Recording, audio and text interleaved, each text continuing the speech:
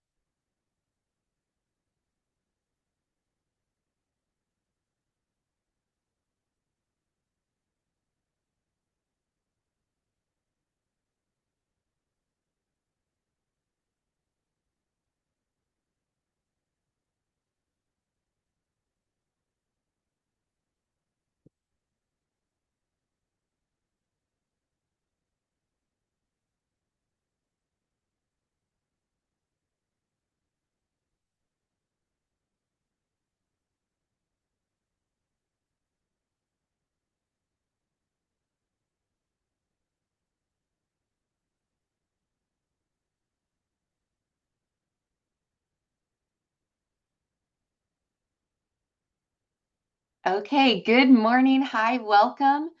We're going to go ahead and get started today. It is 10:02 a.m. Central Time, which means it's time for our last path to publication of the semester.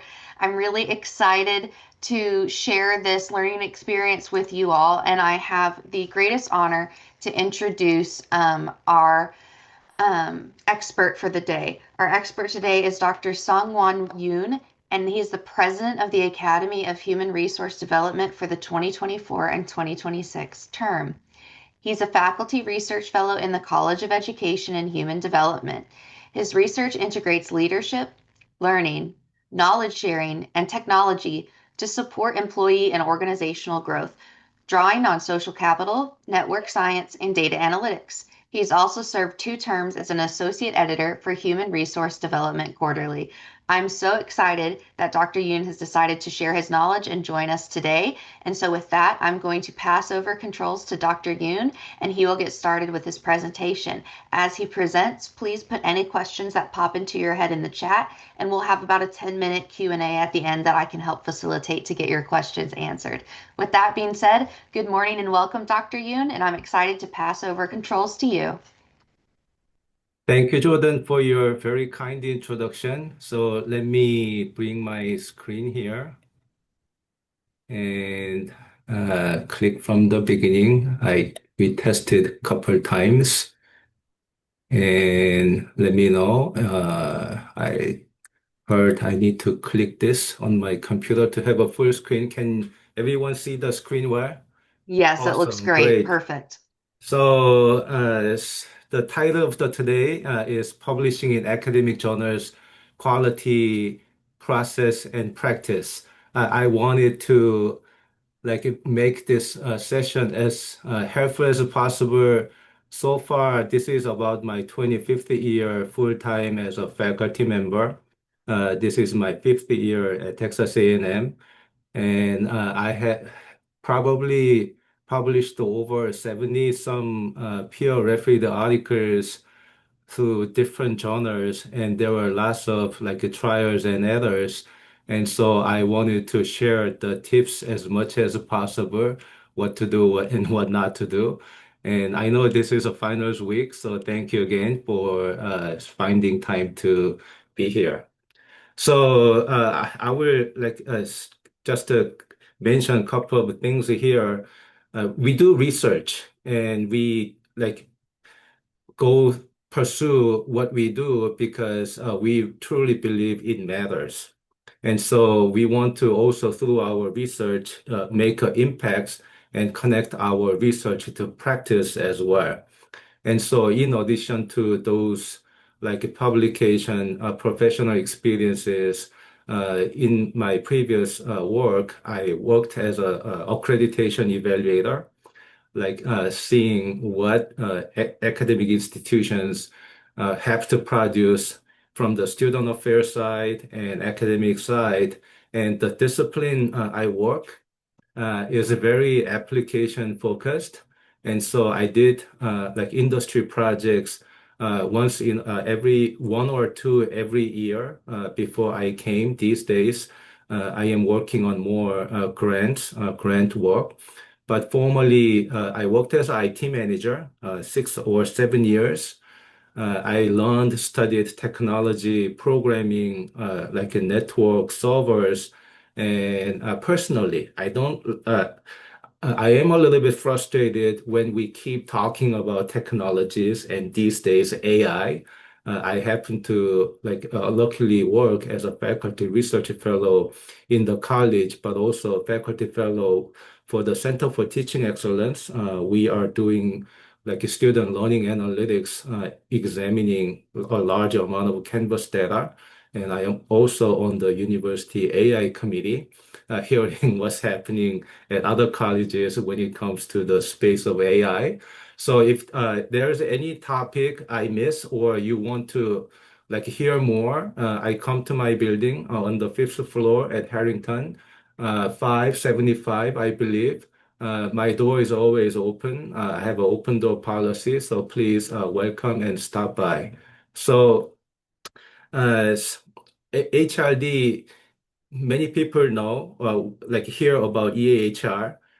We do annual conference, and not many people know probably Texas A&M produced the like largest number of presidents.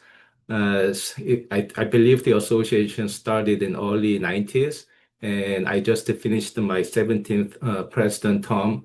And the president before was also Texas A&M, like my department head, Dr. Khalil Durrani and Dr. Reddy Dooley, who retired.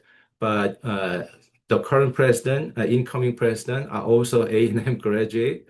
And we deeply, the reason I share is we are one of the national leading program in our discipline. We have a good representations on officers, leaders, board of directors, and as an association, similar to many others, at annual conference, we do like a doctoral graduate seminar, program like meetings, board of director meetings, but throughout annually, our association is offering many webinars. Some webinars are related to how to review, how to write, and how to publish. So those are always available for members, and student membership is reasonable. And being a field of close to over 35 years, our association has four primary sponsored journals, and some focus on practitioner practice, some focus on international human resource development, some focus on empirical journal, empirical study. So the journal I did associate editor for 2 terms, 6 years, was Human Resource Development Quarterly, and one journal focuses on theory development. Many associations have sponsored journals for specialized purpose. And in my doctoral courses and student advising, I always emphasize and like encourage join a professional association, because how do you know you are growing, like learning as a scholar researcher? Is everyone, including myself, just like many of us, there was a time I came and studied my graduate study, and when I go to conferences, wondering like how the association is running. And so today, like those are in addition to how to publish, there are many ups and downs I learned by actively getting involved in the association. And maybe another interesting thing I can find, I hope I can relate to today's presentation, is I wrote my dissertation using qualitative research, grounded theory. Even after taking 4 or 5 advanced statistics courses, I really struggled applying what I learned in the course to writing my dissertation. But of course, after that, I tried to engage in like both method, but published the more quantitative research. But because of IT management background, I understood like how databases run, how data are captured, and I learned the scripting programming. And so here in the department, when I came to A&M, I had a specific interest offering those advanced method courses. Uh, I teach two social network analysis courses. All my courses are hands-on. I push challenge students to try R or Python, even though not everyone is a coder. Trust me, I was an English language and literature major, and I did my master's in TESOL. And so, like, I show, try to walk the talk, how I started learning these tools. And I teach machine learning based people analytics course. And we just did an industry project like in that course. And recently, I did an independent study on text mining, natural language processing. So as you can see, like over the 25 years, I have a little bit of a unique and interesting background, but my passion really is as a faculty research fellow, research is a kind of interesting species to me. It can feel sometimes very intimidating, but it can be also at the same time very rewarding because that's the commonality all of us have.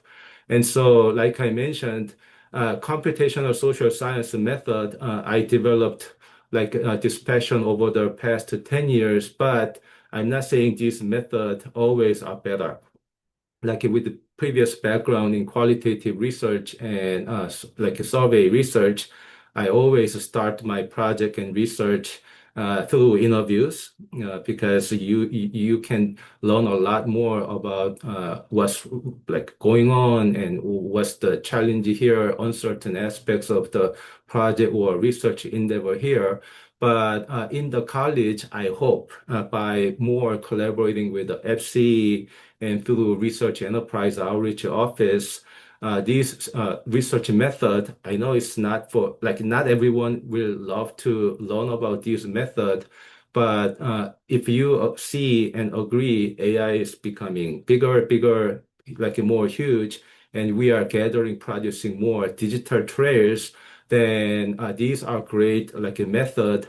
Hopefully, maybe through either projects or student experiences, activities, programs like this. I last week gave a 2 hour like workshop on innovative data analytics. And so if you're interested, please let me know.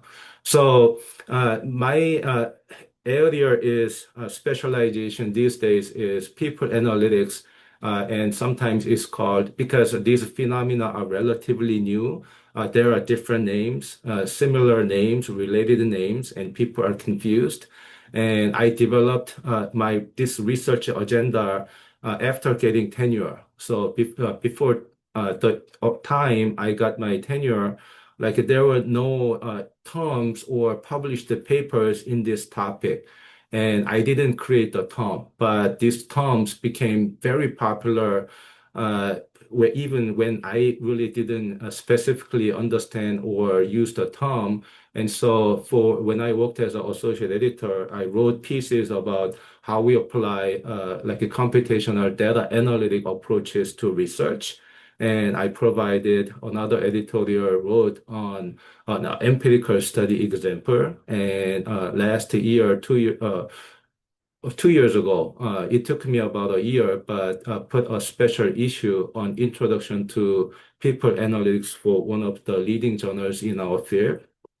And to keep up with what's going on in the industry, this is my second year working with the industry leaders on research committee on workforce analytics. So similar to your discipline, I don't want to generalize too much, but academic discipline has gone through experience a lot of changes these days. Our discipline, human resource development, used to be, and still our courses, core courses, focus on employee development, such as career development, training development, organizational development. But we no longer can imagine you go to a workplace and you work with one company, one organization, or one industry. So the workforce side, human resources side, has to address many new challenges and new phenomena. And so from the recruiting, branding, attracting, onboarding, performance, learning, and sometimes people leave. And so, as a discipline, we not only have to look at these phenomena at the individual level, but also at the team and also at the organizational level. So, not surprisingly, I might not be the only one who is dealing with these pressing challenges and trends. There are many new phenomena, and a big question is how can you tell which one is impacting what? Because sometimes many programs and many interventions are being implemented. And so to me, sometimes if you specialize in one method, you see every phenomena through that lens. But I try to see which method, whether qualitative, quantitative, or computational, can capture best data and examine the phenomena in the most optimal and appropriate way. And so when I write and collaborate and advise students, I of course you have to let's talk about the journals. Journals sounds look very something to get over the hump and figure out.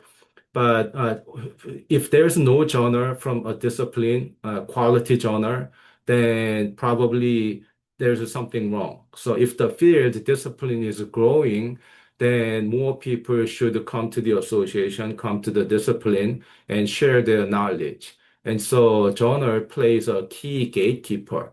And as I showed, how my field, Academy of Human Resource Development, has four primary sponsored journals. I worked with as a president on the board of director. There are board members who lead, negotiate with a publisher, and that opportunity also working, meeting not just by serving on the editorial board, but meeting with the journal editors. There are very interesting dynamics going on with the publisher. But I instead of not getting in there, sometimes some people are curious how, because sometimes reviewers, journals, how long it takes, everything seems so archaic. And so today I will do my best to cover those introduced topics. So again, invite for later conversations or Q&A. So typically in education, in our discipline, we submit something first to the conference. And then after getting feedback, then we try to take it to the journal. And sometimes, as a publication route, you have options like a practitioner piece, like an edited book or book chapter. If it is a journal article, editor invited special issue or peer referee. And everything takes time to figure this out, find this out, but trust me, it will be worth your time. How do you know which journals are quality journals?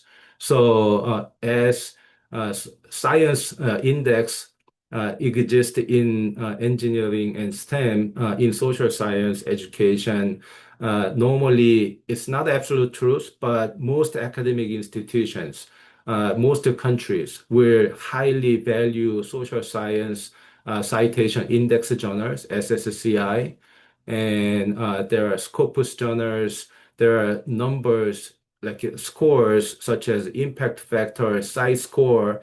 It sounds very complicated, but these days we have the beautiful tool called generative AI. You search and it explains what it is. But having a basic understanding of this can help because whether promotion getting higher, like when you have a mix of these artifacts in your CV, it helps a lot. So Google Scholar, everyone talks about how many times are cited every year or over the years, but H and I index, H, if it says 30, then 30 numbers of articles were published, you have 30 cited more than 30 times. And if it is an I index, that article has been cited over 10 times. So, as I said, I don't want to present it as a absolute, like a single measure, but uh, during promotion, job applications, people look at this. And so I want you to get familiar with this. And the session will be recorded. And if you want to have access to the PowerPoint slides, I will be happy to share. But some journals, like some place, maybe not education much, but in discipline, they have a list of journals to like encourage faculty to publish. And so I briefly mentioned about four journals in the discipline, but previously I worked in an academic program in learning technology, instructional technology, and higher education as well. And rarely I could publish my article with a single target journal. Rejection is common. Probably I don't have to say that much. Like rigorous journals have an acceptance rate around 5%, 10%. Leading journals in our field also like have acceptance rate in that similar range. And so knowing, doing homework, what journals are out there is very helpful. So in my discipline, there are many like related journals from closely related disciplines. And sometimes I feel those genres overlap with the other disciplines. And so I'm just showing this as an example. HRD program half of the programs in the United States, the majority are in the College of Education or social science. But HR, every organization having HR, several programs are also in business. And sometimes because our discipline look at employee behavior, and those journals also can have a chance to be published in human resource management.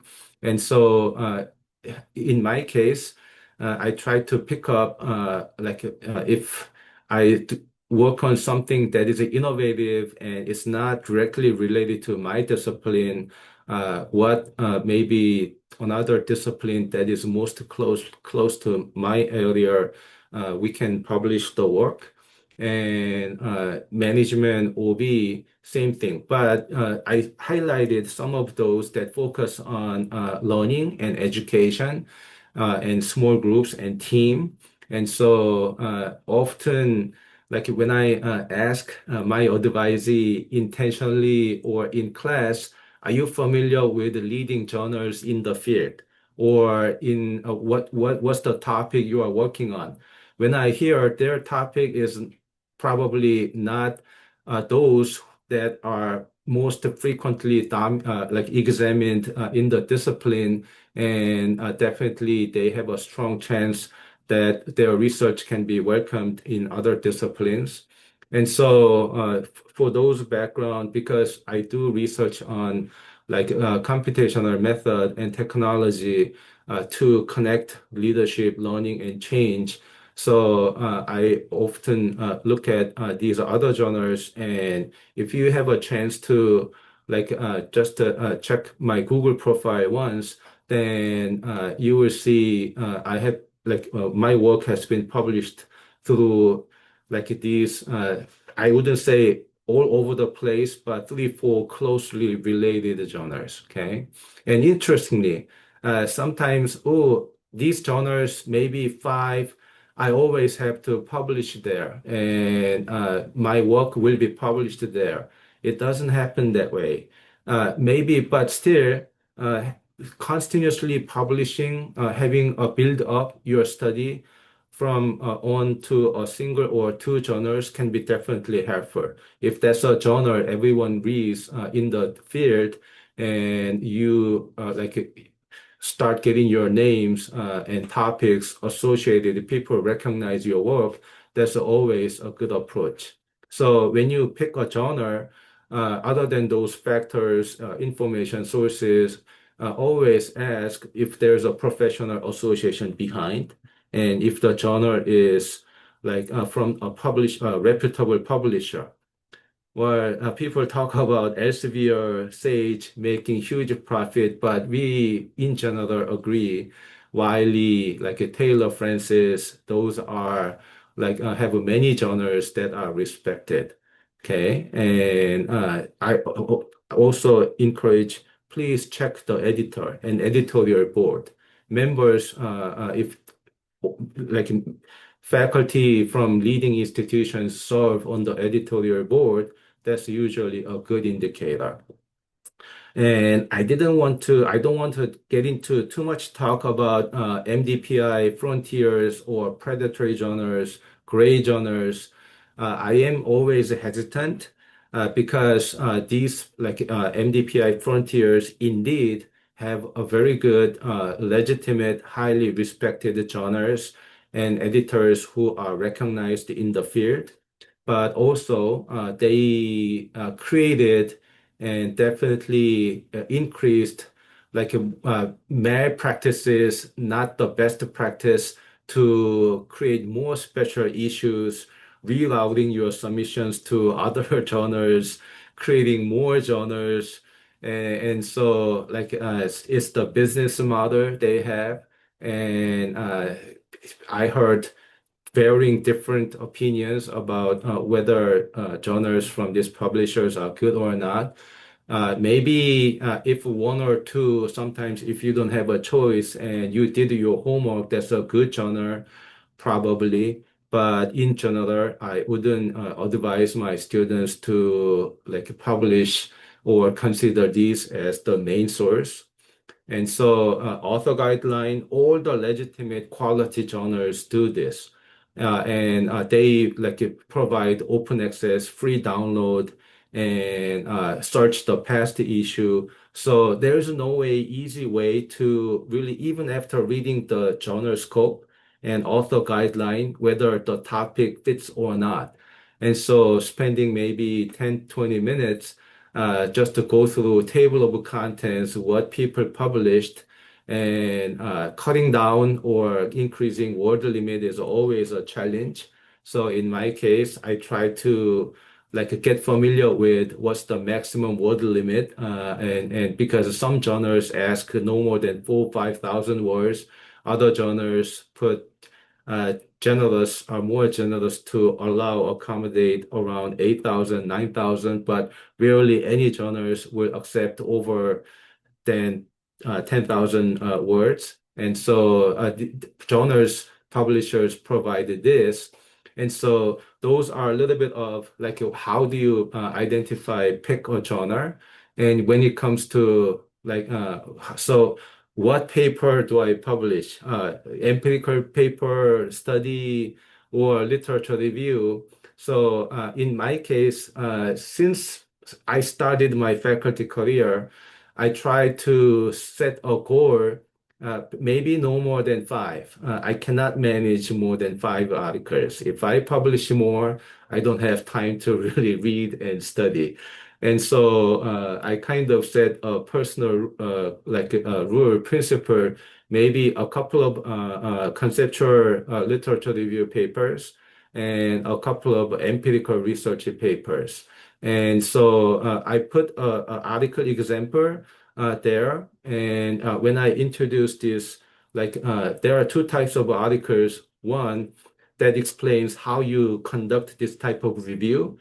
And maybe there are good example articles in your discipline that showcase and illustrate how the article can be written about your topic of interest. And so, if you struggle or at an early stage, so I know what my topic is, then I always encourage start with a good literature review paper. So in our discipline, integrative review is very common.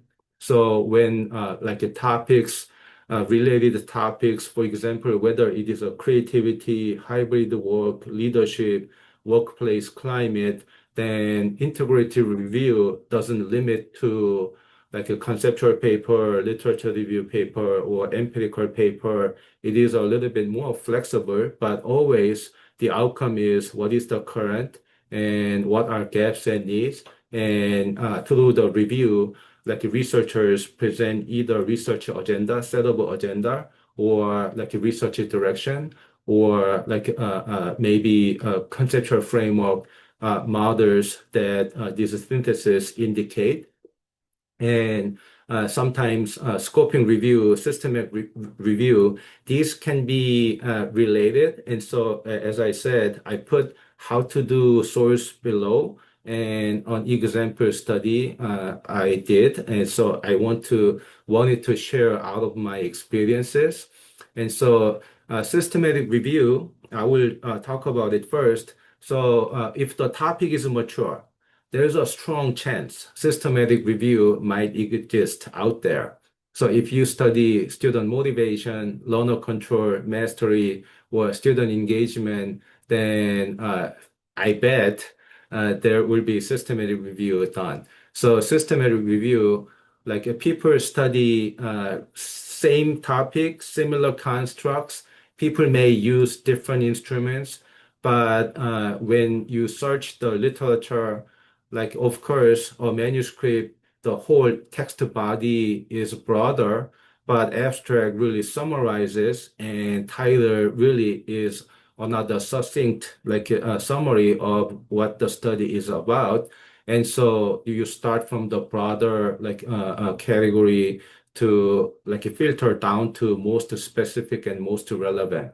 And sometimes like a systematic review tends to like utilize academic peer refereed sources more, empirical research.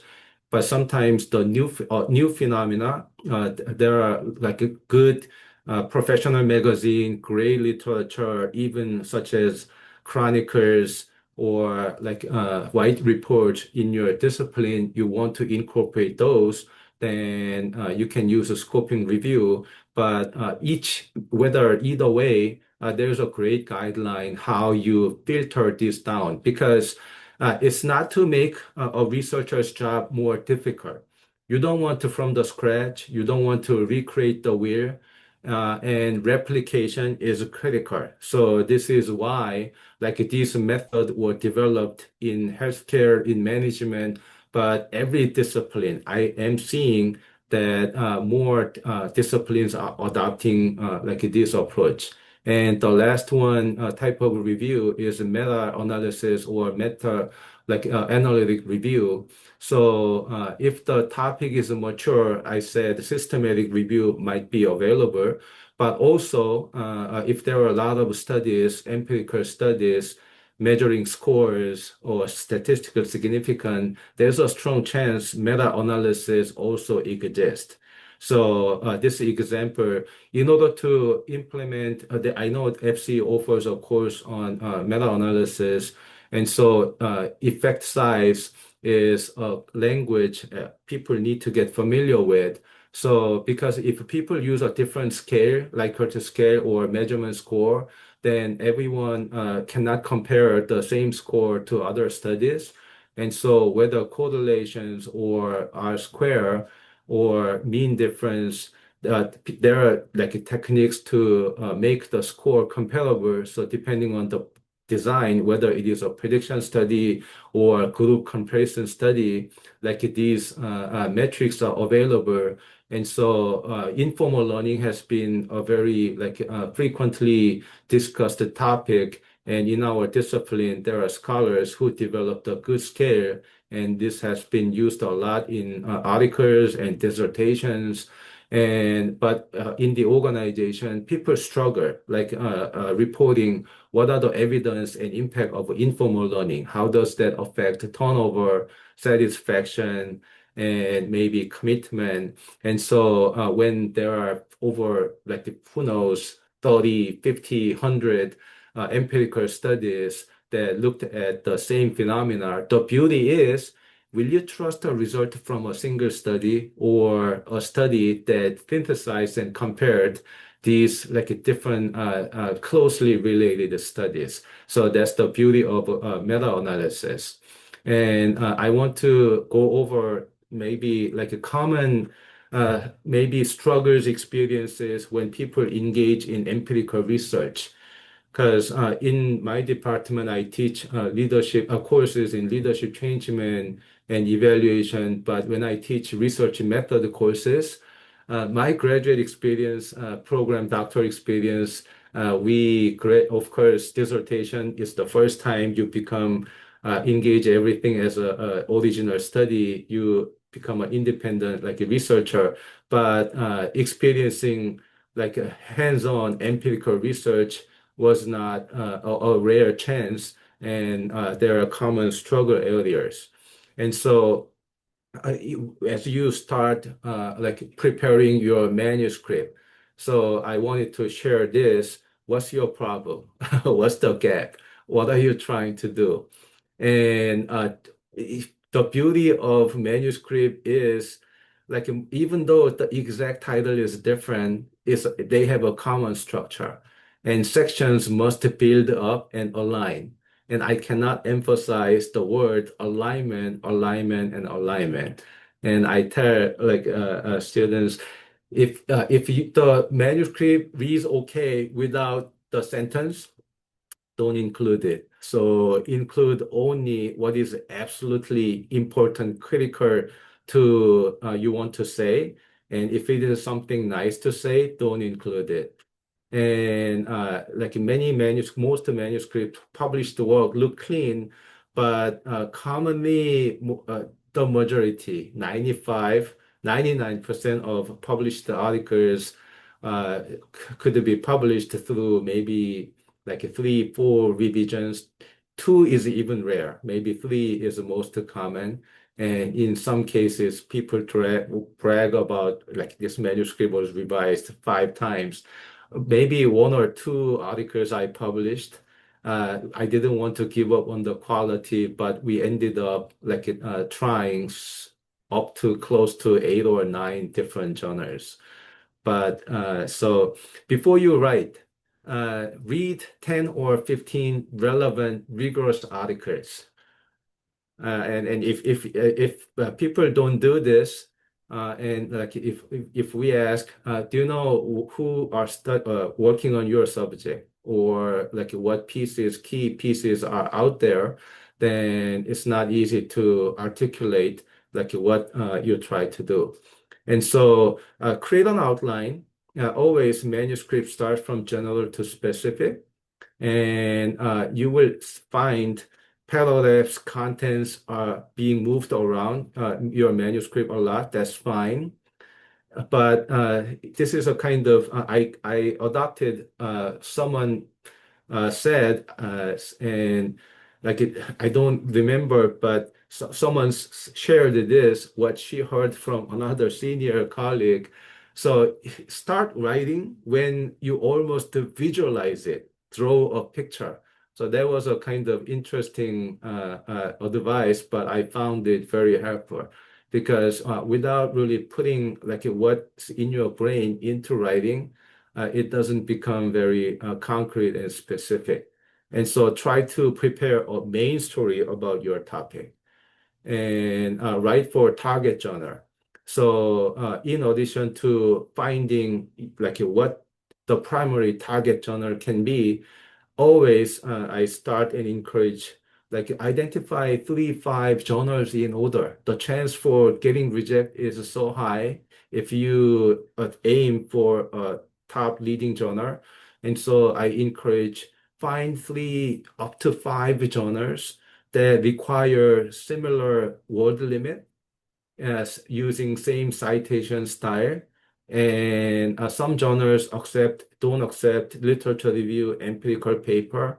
And so having this plan as a backup and second route, and of course, you don't want to take it to a journal that takes a year or two forever.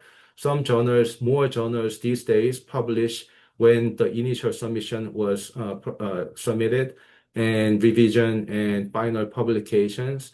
And so, you want a decent turnaround.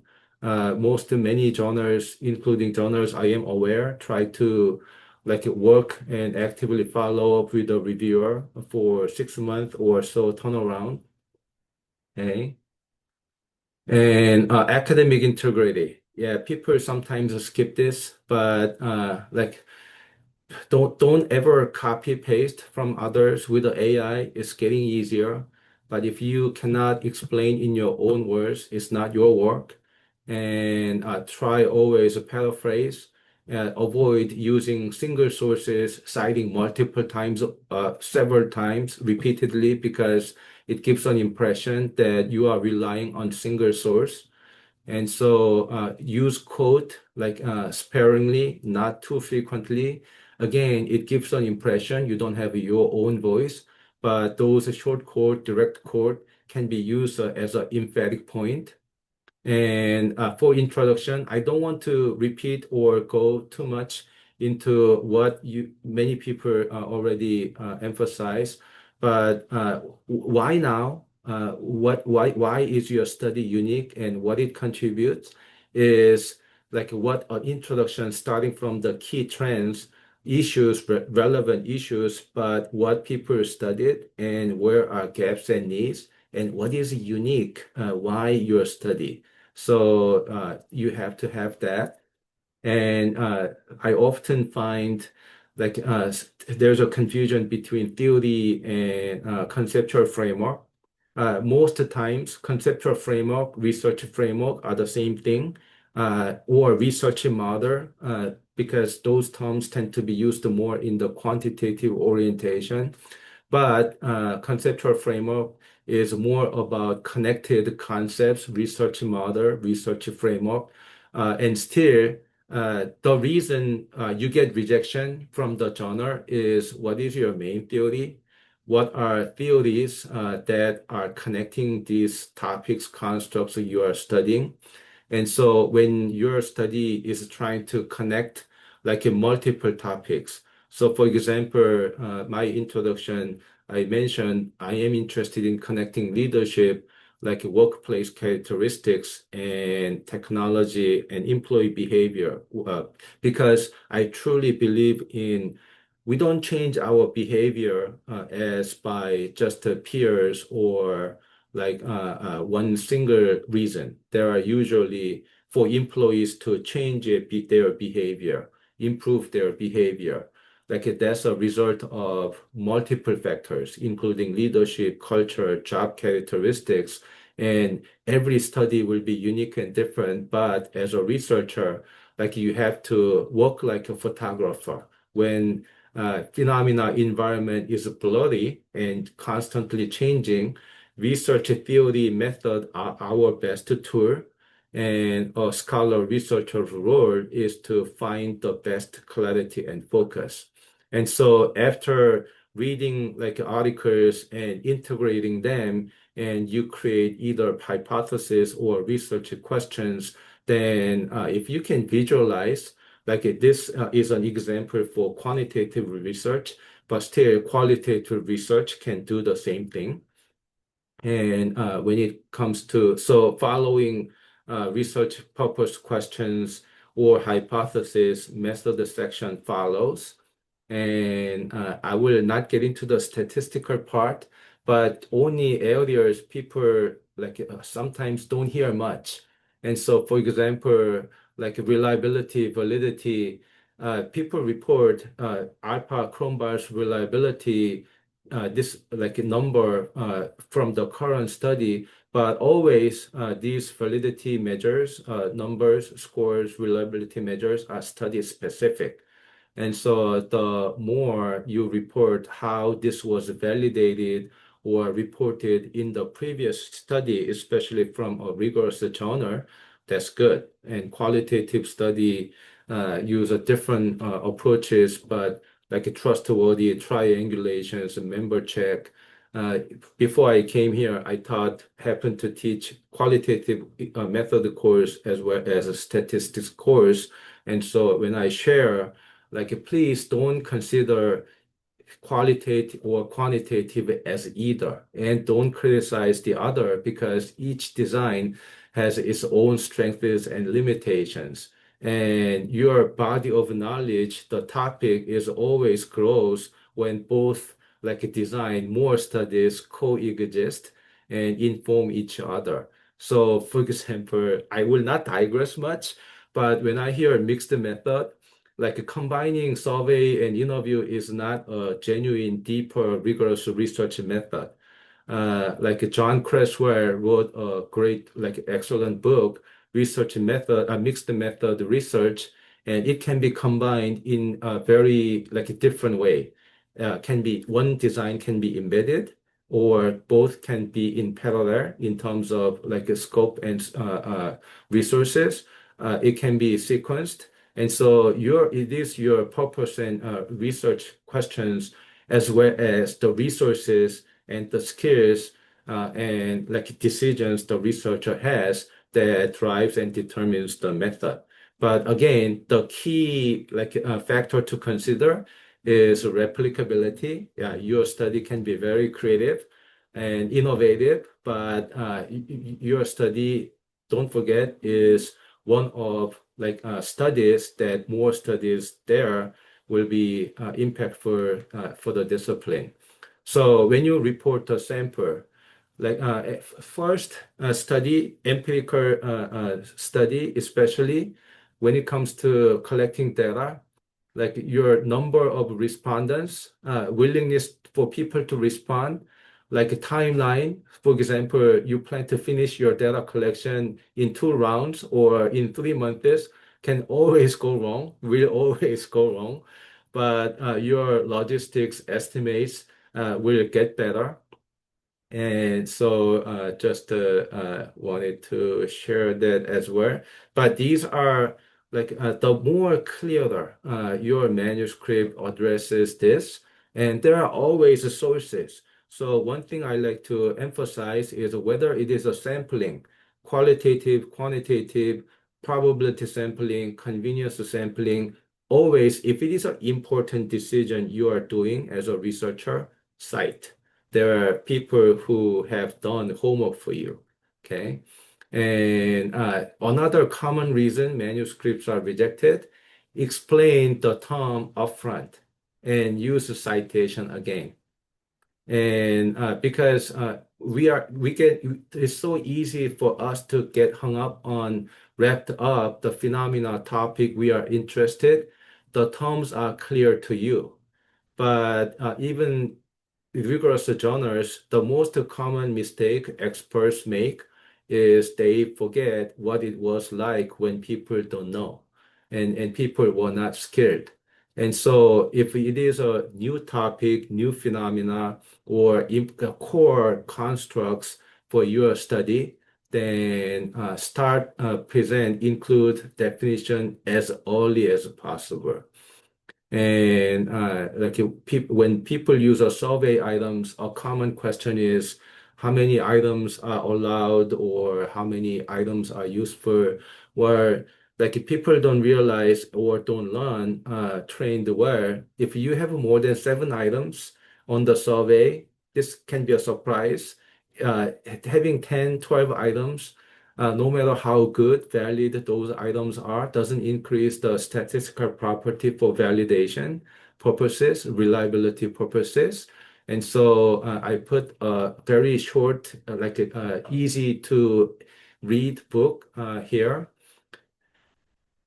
And let me see, data collection, analysis, these are pretty like straightforward analysis plans, control listed with a rationale. So one thing I like to comment quickly is your study will rarely include everything. And so as a researcher, you probably heard about Occam's razor. Parsimony, like simplicity is better. However, sometimes the phenomena we are dealing with are complex. And though if you especially introduce like a time longitudinal aspect, then there are more factors that can confound. And so sometimes people wonder what's the difference between moderator and mediator. It's not to make the researcher's job more difficult. The thing is, there's a more mature theory. That means the meaning of having a good theory is the phenomena is explained well through multiple related concepts, or the outcome can be better predicted. And if in doing that, if we know the theory applies differently to high cognitive IQ or motivated learners versus low, like there's a group difference, that's a good candidate for moderator. And sometimes leadership does not directly impact the employee. It impacts through managers or job characteristics. Then the like a change in the direction or dilution, increase, intensification can be better measured through mediation. But as a researcher, you always have to do the filtering and identify which is matters the most. And there are variables you cannot control, you cannot directly manipulate. Then that's a good candidate for to be used as a control variable. Okay. So Dr. Yoon, when I just want to step in and say that we're getting close to finish time, and I want to make sure people have time to ask you Okay. questions. Sounds great. Sounds great. Thank you for the reminder. So let me check my time. Oh, I will wrap up in a couple of minutes. Okay. So Sounds thank you. good. So I will not go into details of how to report findings, but discussions and implications are the last section. And this is another area people struggle a lot. And the most common mistake is repeating, reporting what is already included in the result section. So compared to the literature, start with what is the most important finding, but how does your study add value in comparison to other studies? That's the discussion. And sometimes the people say implication, the section is there, chapter 5 is there for you to finish, but connecting your research to practice, future study is so critical. So if you talked, convince the reader, like this is so what, your study, why it matter, why it is important through the discussion, so that this should happen for the researcher, for the practice is the implication section. And so, these are my last part, limitations and future conclusions, and my apology for the time constraints.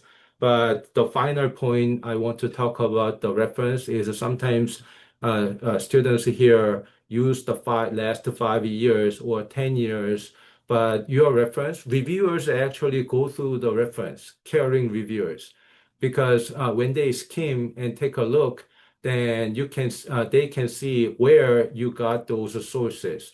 And so it is one way to measure the overall rigor and relevance and carelessness. And so keep that in mind. And I think my last word will be find a partner, join an association, and I will probably end my slide here. So this is my very last slide. Scholar, choose a construct, find a model, like you are the one who decides. And manuscript is a mechanism to communicate this.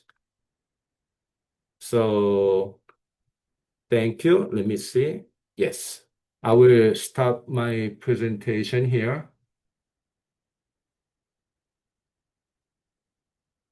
Thank you so much, Dr. Yoon, for that awesome presentation. It was very detailed, which a lot of us can benefit from early people in our career. So I want to open this up to a few questions. So if you have a question, please drop it in the chat. I'll give you a minute or so to do that. One person is asking if we'd be able to get the slides. I'm pretty sure I can facilitate this. However, please remember that all of our past to publications sessions are recorded. And so this is going to be up in our website in a week or so, and you can watch it and rewatch it as many times as you wish. So that's another pathway. I can definitely try, like I said, to facilitate that. I'm just trying to figure out how to do target facilitation to the people who want it here because most of y'all are members of our large listserv that has a ton of people in it. So let me think on that, but you can always, while here, let me just go ahead and share.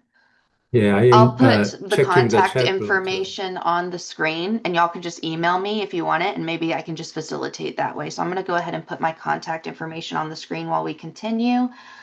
Um,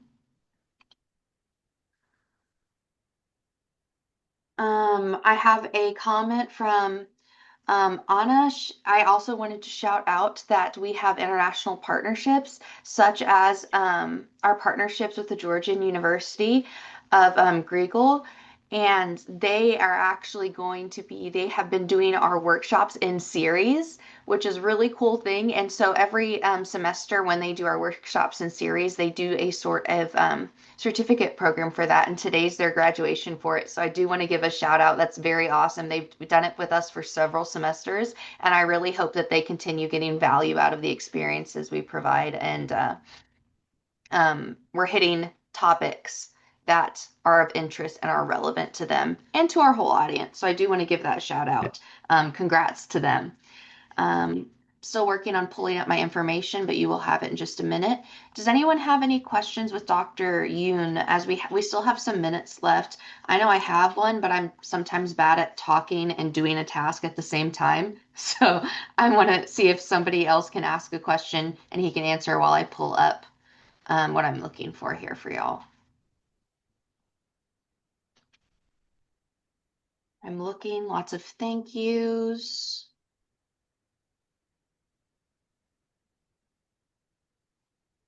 more thank yous. Awesome.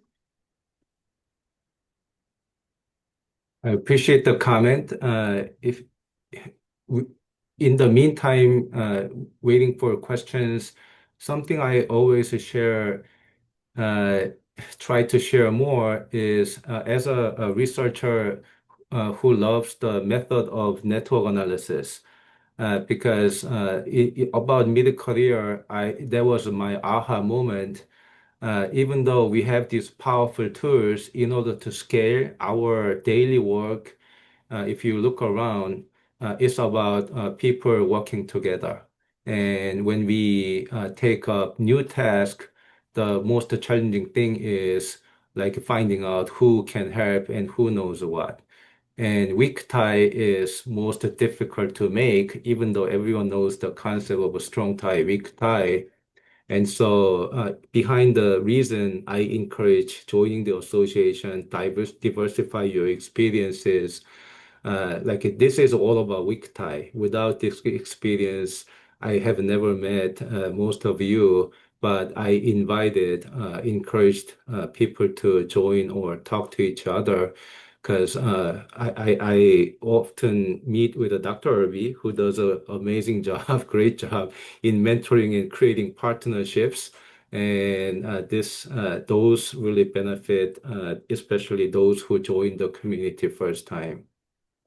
Yes, thank you so much for sharing that. I see a lot of praise in the chat from I think people who work more Yeah. closely with you and also people who've are being exposed to you for the first time today, Dr. Yoon. But I did have a comment now that I have my information up, so y'all can grab that email for me and I can easily facilitate anything that you need. But what I found that struck out to me was that when writing as a more novice writer, I always think that by providing more, I'm making my thought process more clear to the reader. But I think that sometimes I get into a trap where I'm almost over explaining and I'm working against my goal. And it's super hard for me to determine how much is needed in order for the reader to follow me. And assuming the reader's at many different levels and may not know my discipline, but also give enough detail to be rich and informative and include Yeah. everything. So I find myself in that trap often. I feel the same guilt when I start a paper, collaborate, like how do we create 25, 30 pages, but most likely the word limit exceeds more than what whether the course or journals require. So, I find myself over explaining a lot, and I think sometimes that leads to maybe even a lack of clarity and yeah, conciseness when yeah, people read my yeah. paper. So that's a note that I'm going to take away from this to try and improve my writing. Thank you, thank you. I cannot agree more. We have a lot of additional thank yous. Maureen points out that she thought this topic was really relevant to both quant and qual analysis, and especially touching on the mixed methodology. She really appreciated that. And then we have another question from Miriam. She's saying, do you suggest writing your manuscript and then looking for a journal, or vice versa? Should you Uh, target and then write?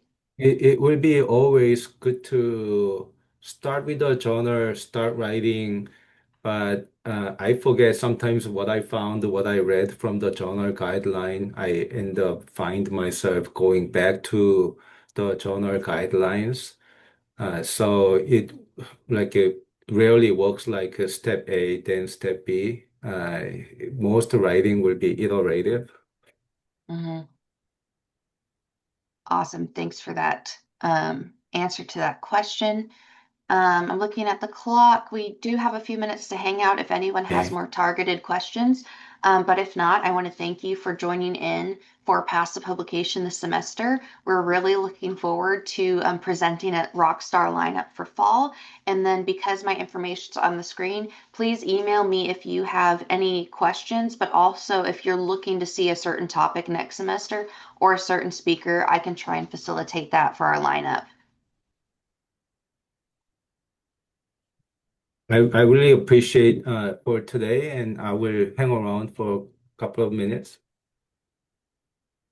Awesome. Thank you. With that, I'm going to stop the recording, but we can continue discussion if you need. But if you have nothing else you want to ask, then you're free to sign out and we'll see you next semester. Um, One question as we continue, Dr. Yoon, is do you have any general thoughts or suggestions on posters? And Tisha, before I allow him to answer, I want to say we had an amazing, our last presentation was actually on the topic of clear and concise posters, and that I can double check. It should already be up or is in the process of being uploaded to our website. So in addition to the answers that Dr. Yoon will provide, we have a whole presentation on that the University Writing Center did right before this. So great timing on that question. I'll give it to Dr. Yoon. Well, just frankly, always poster is a great way, uh, only kind of pilot product, uh, because